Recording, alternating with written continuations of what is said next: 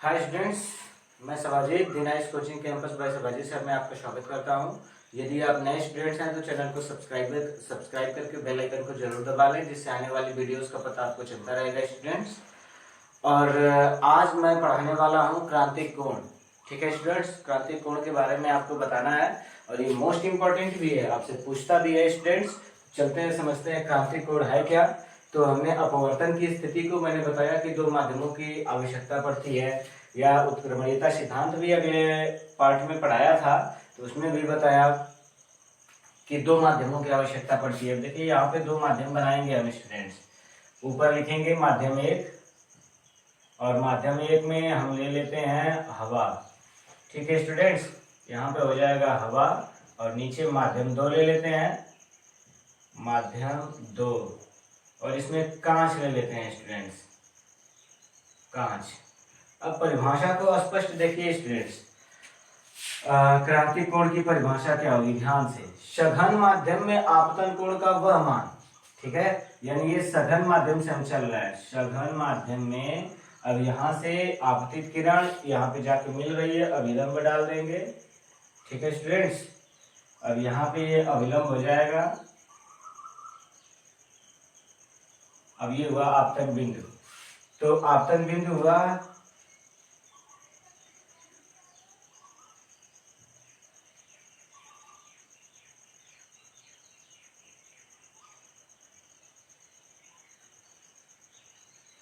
अब परिभाषा देखिए।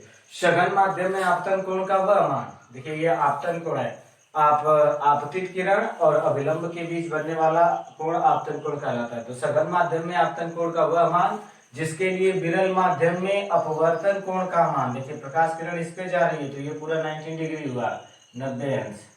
ठीक है, यानी R बराबर 90 अंश, और ये हो जाएगा C। ठीक है ना स्टूडेंट्स, और इसमें एक बात हमेशा रखिएगा कि क्रांतिक की स्थिति में आपतन कोण I का मान क्रांतिक कोण C के मान के बराबर होता है स्टूडेंट्स।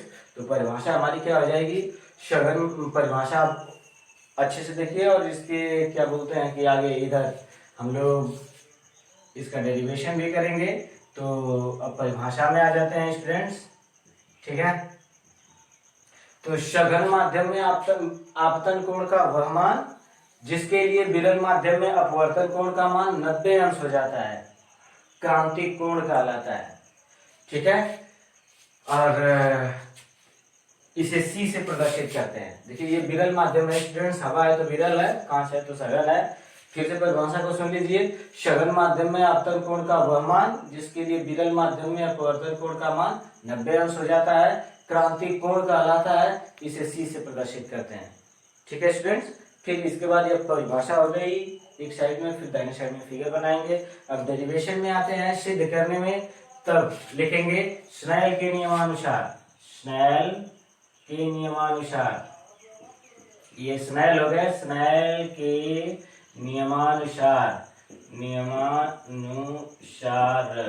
अब स्नेल के नियम के अनुसार देखिए क्या होगा स्टूडेंट्स, हम आपको बताया गया है साइन I बटे sine R equal to 1n2 2n1 students. देखिए दूसरे माध्यम से पहले में जा रहे हैं 2n1, ये हुआ स्नेल का नियम स्टूडेंट्स। अब देखिए इस फिगर में I का मान, आपतन कोण का मान मैंने बताया C के मान के बराबर है, तो लिखेंगे साइन I की जगह हमारा हो जाएगा C, और साइन R की जगह हमारा स्टूडेंट्स हो जाएगा 90 अंश। R बराबर होता है हमारा 90 अंश, तो यहाँ पे लिख देंगे 90 अंश इक्वल टू 2n1। ठीक है स्टूडेंट, तो साइन 90 का मान 1 होता है, तो यहाँ पे हो जाएगा साइन C इक्वल टू 1, और इधर हो जाएगा 2n1। देखिए स्टूडेंट्स, मान हम सदैव पहले माध्यम से दूसरे माध्यम में निकालते हैं, अतः उत्क्रमणीयता सिद्धांत लागू कर देते हैं स्टूडेंट्स। ब्रैकेट में लिख देंगे उत्क्रमणीयता सिद्धांत से। ठीक है स्टूडेंट्स, और उत्क्रमणीयता सिद्धांत में हम क्या करेंगे कि इसे उलट देते हैं। यहाँ पे ये हो जाएगा 1 साइन C, ये मान बदला तो इधर हो जाएगा 1n2, ये हो गया स्टूडेंट्स। और 1n2 को आप n भी लिख सकते हो, ठीक है, तो n बराबर हो जाएगा 1/sin c। ठीक है स्टूडेंट्स, अब ये हो गया हमारा क्रांतिक कोण और अपवर्तनांक दोनों में संबंध। परिभाषा भी हुई स्टूडेंट्स, डेरिवेशन भी हुआ। पूरे मैटर को आप शॉर्ट स्क्रीन मार लीजिएगा। ठीक है स्टूडेंट्स, और पूरा मैटर शॉर्ट स्क्रीन हो जाएगा। और इसके पश्चात अब क्वेश्चन के बारे में हम ध्यान देते हैं स्टूडेंट्स। और क्वेश्चन के बारे में ध्यान देने का मतलब कि इस पे क्वेश्चन दिया था, तो आइए क्वेश्चन को सॉल्व करते हैं। पूरा आपने शॉर्ट स्क्रीन मार दिया होगा स्टूडेंट्स। अब क्वेश्चन को सॉल्व करते हैं। क्वेश्चन हमारा बनता है, यदि देख लीजिए, यदि क्वेश्चन हमारा बन जा रहा है कि यदि किसी पदार्थ का अपवर्तनांक, यदि किसी पदार्थ का अपवर्तनांक, पदार्थ का अपवर्तनांक 2 है, ठीक है, तब क्रांतिक कोण का मान बताइए। तब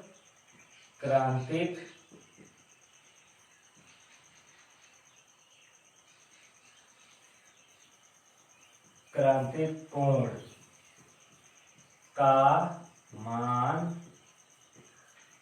ज्ञात कीजिए। ठीक है स्टूडेंट्स, तो देखिए इसे कैसे सॉल्व करते हैं। अब यहाँ पे आ जाएंगे हल में, और यहाँ पे सबसे पहले खोजेंगे। देखिए अपवर्तनांक दिया है तो लिखेंगे n बराबर 2 और c बराबर हमसे पूछ रहा है क्वेश्चन मार्क, तो सूत्र आपको बता दिया है, n बराबर 1/sin c से। ठीक है स्टूडेंट्स, जब इसे सॉल्व करेंगे तो n की जगह लिखते हैं 2 = 1/sin c। तिर्यक गुणा करते हैं स्टूडेंट्स, तो इधर हो जाएगा sin c बराबर 1/2, जो कि मान है sin c इधर हो जाएगा sin 30। 1/2 sin 30 अंश का मान है स्टूडेंट्स, तब sin दोनों हट जाएगा, c = 30 अंश। क्रांतिक कोण की का मान ये प्राप्त हुआ स्टूडेंट्स। इस तरह से हम क्वेश्चन को भी सॉल्व करेंगे। ठीक है, तो ये रहा क्रांतिक कोण, सूत्र का निगमन और उससे संबंधित प्रश्न। इस प्रश्न का भी शॉर्ट स्क्रीन मार लीजिएगा स्टूडेंट्स।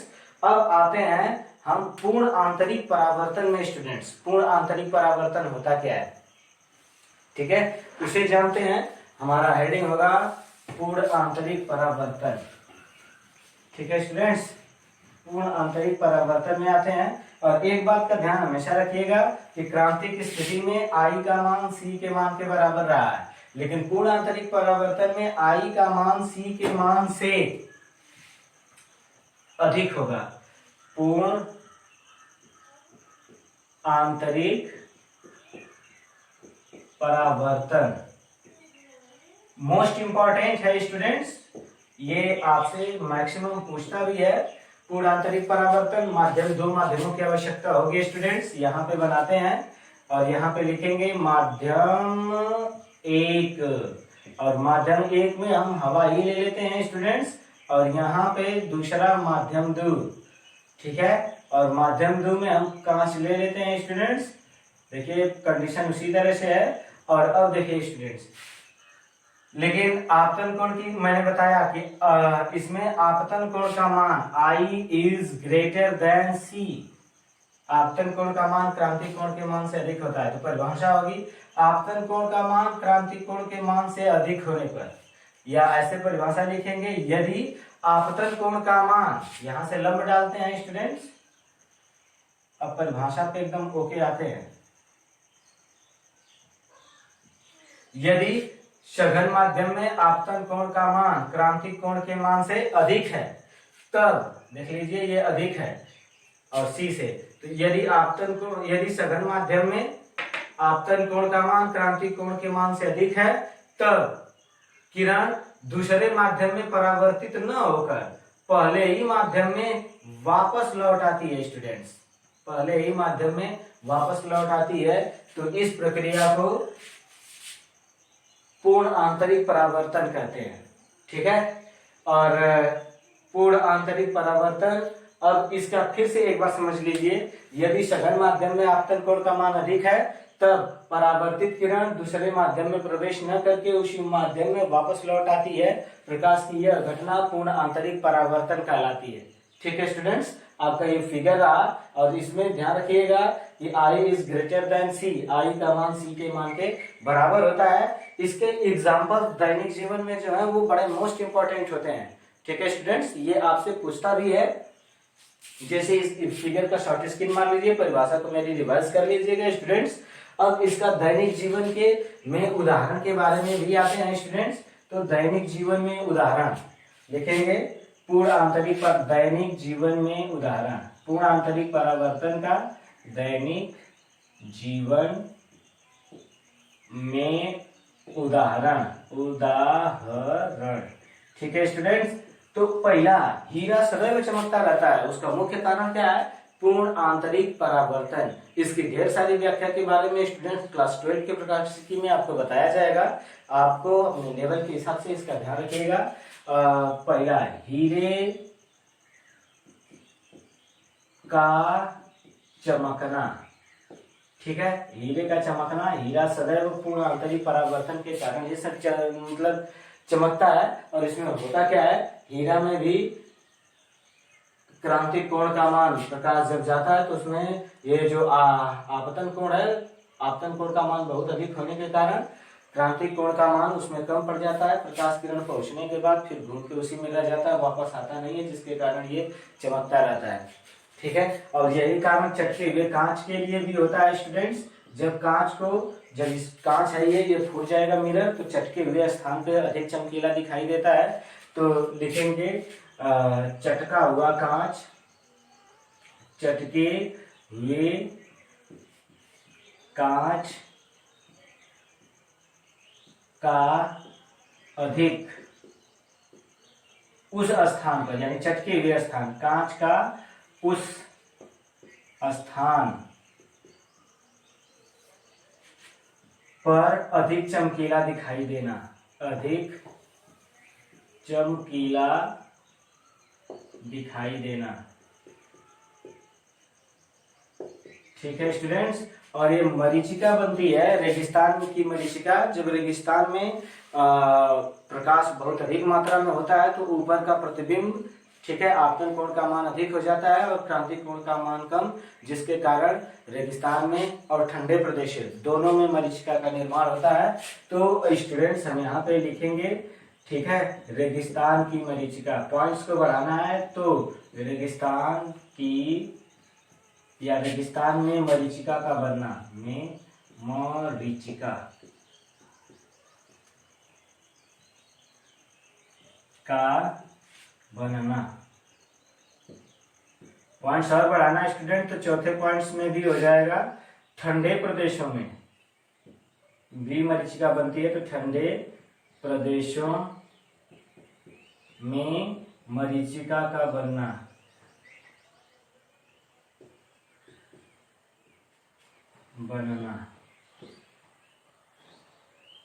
ठीक है स्टूडेंट्स, और पांचवा पॉइंट्स में हम लिख लेंगे, जब ये परखनली को जल से भरे पात्र में जब डालते हैं तो उस स्थान पे बहुत अधिक चमकीला दिखाई देती है। इसका भी मुख्य कारण है पूर्ण आंतरिक परावर्तन। तो लिखेंगे, जल से भरे परखनली का द्रव में डालने पर, जल से भरे परखनली का द्रव में डालने पर अधिक चमकीला दिखाई देना।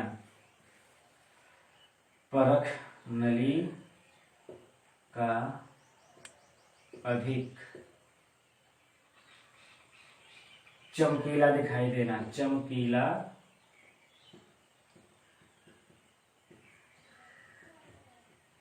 दिखाई देना। ठीक है स्टूडेंट्स, ये रहा दैनिक जीवन में ये उदाहरण पूर्ण आंतरिक परावर्तन का। ठीक है, एक बात और बताते हैं स्टूडेंट्स, देखिए स्थितियां मैं फिर से बता दे रहा हूं, ये पूरा शॉर्ट स्क्रीन उसको तब तक मार लीजिए स्टूडेंट्स, और मैं आपको बताने जा रहा हूं। ये देखिए मैंने बताया, अगर स्थिति अपवर्तन की होगी तो अपवर्तन की स्थिति में, अपवर्तन, इस बात को नोट कर लीजिए, गा अपवर्तन की स्थिति में I is less than C, I का मान C के मान से छोटा होता है। क्रांति की स्थिति में क्रांति की स्थिति में I का मान C के मान के बराबर होता है। ठीक है स्टूडेंट्स। और पूर्ण आंतरिक परावर्तन इस स्थिति में I का मान C के मान से बड़ा होता है। ठीक है स्टूडेंट्स, इस बात को हमेशा नोट रखिएगा। और आज आपका प्रकाश का अपवर्तन लेसन समाप्त होता है। अगले एपिसोड में मैं जल्दी ही आपसे मिलूंगा इसके पूरे न्यूमेरिकल के साथ। क्रांतिक कोण का न्यूमेरिकल भी होगा। ये आपका जो पढ़ाया गया था उत्क्रमणीयता सिद्धांत, उसका भी न्यूमेरिकल, जितना न्यूमेरिकल बचा हुआ है स्टूडेंट्स, अगले एपिसोड में आपसे मिलते हैं। तब तक के लिए धन्यवाद। चैनल को सब्सक्राइब जरूर करिएगा और सारे वीडियोस कैसे हैं कमेंट बॉक्स में जरूर बताइएगा। और पढ़ाई स्टूडेंट्स कंटिन्यू करते रहो, तभी आप लोगों का अच्छे से मतलब एग्जाम हो पाएगा। क्योंकि लॉकडाउन की स्थिति से मैं कई बार आपको समझाता जा रहा हूं कि क्लासेस न चल पा रहे हैं, जिसके कारण आपको समस्याएं बन सकती हैं। इसलिए आप अपनी पढ़ाई को कंटिन्यू रखिएगा। धन्यवाद स्टूडेंट्स।